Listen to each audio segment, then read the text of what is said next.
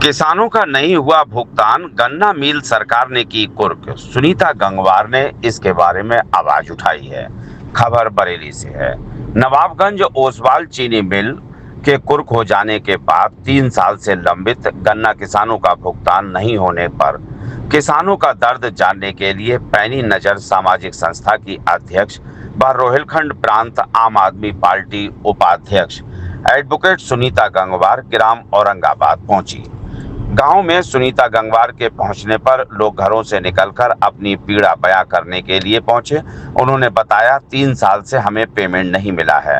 अध्यक्ष ने सवाल उठाया कि यहां के जनप्रतिनिधि, गन्ना समिति, अन्य विपक्षी नेता खुद सरकार अपना बयान देते हैं कि हम किसानों के साथ हैं। जब सभी ताकतें किसानों के साथ हैं तो किसानों का पैसा क्यों नहीं मिल रहा है।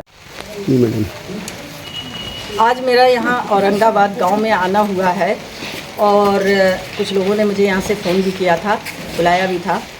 तो मैं आज यहाँ पर उस बात को कहने के लिए आई हूँ जो अभी 5-6 दिन पहले यहाँ पे ओसवाल चीनी मिल कुर्क की गई है और कुर्क करके वो बंद कर दी गई है। सरकार ने उसको जब्त कर लिया है। आज यहाँ किसानों के मैंने चेहरे पर जो उदासी और खामोशी देखी है, जो दर्द देखा है, वो वाकई दिल हिला देने वाला दर्द है कि लंबे समय से 3 साल से यहाँ पे गन्ना किसानों का पेमेंट नहीं दिया गया।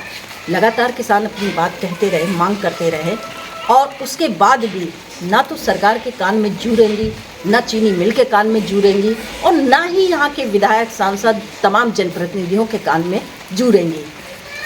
मैं एक खबर पढ़ रही थी, जिस दिन ये चीनी मिल कुर्क हुई थी उसके अगले दिन मैंने एक खबर पढ़ी थी और उसमें सबका वर्जन था।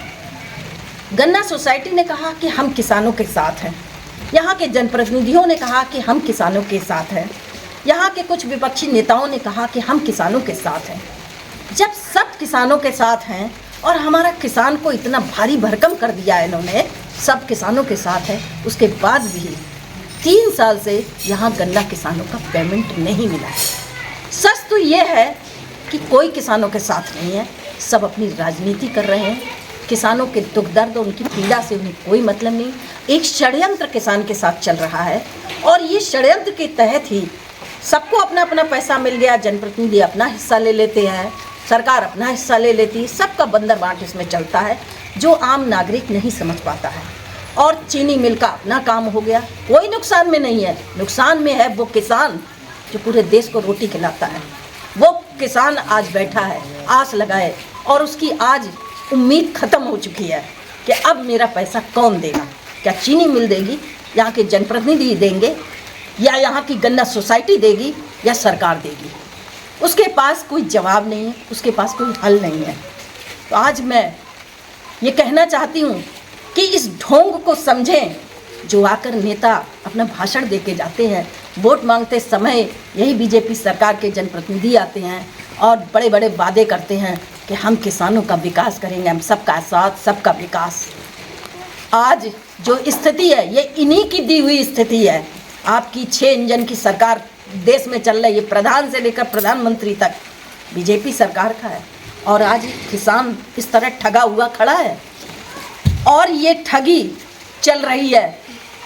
इसलिए आज किसान को जागना होगा। मैं पूरी विधानसभा के लोगों से ये बात कहना चाहती हूँ, मेरी बात को ज़्यादा से ज़्यादा आप लोगों तक पहुँचाइए कि इस ठगी को रोकना है तो हमें जागना होगा।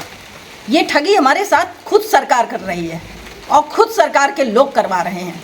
हमारे किसान को संगठित नहीं होने दिया जाता, हमारे किसान को जागरूक नहीं होने दिया जाता है।